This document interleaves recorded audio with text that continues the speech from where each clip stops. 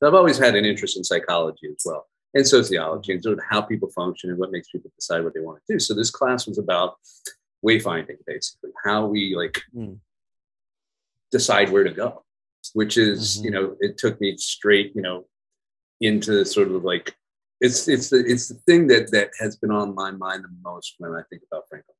It always has. You know, in wayfinding, there's what, 5 different characteristics of wayfinding. I think there's paths, right? Like the old cow path, you know, or Broad Street path, you know.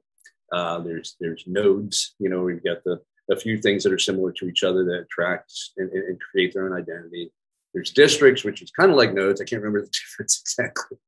But edges are another important one. And this is where it comes to Franklin Center. My interest in this neighborhood, when I really took a look at it, is about the edges that make it up and what happens to a person when they cross an edge psychologically and what decisions they make as a result.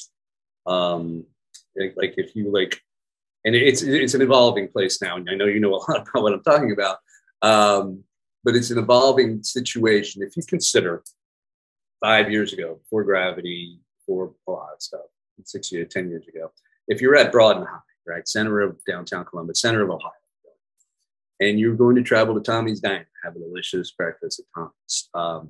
You travel down Broad Street, one straight shot, boom, downhill even.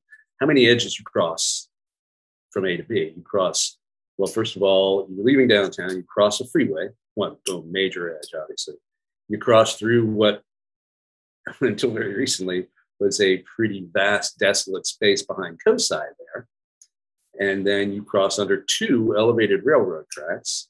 So there's at least 2 edges there. Then you cross through East Franklinton, and say everything needs to 315, which felt pretty desolate 10 years ago. It doesn't feel so much now, obviously, thanks to you and others. But and you cross 315. You're still not to Tommy's yet. And you still have one more, what I consider to be edge to cross, and that is the area until recently dominated by Mount Carmel West Hospital, like basically a block and a half of institutional uses. And then you arrive at Tommy's. What if you cross like 5 edges along the way?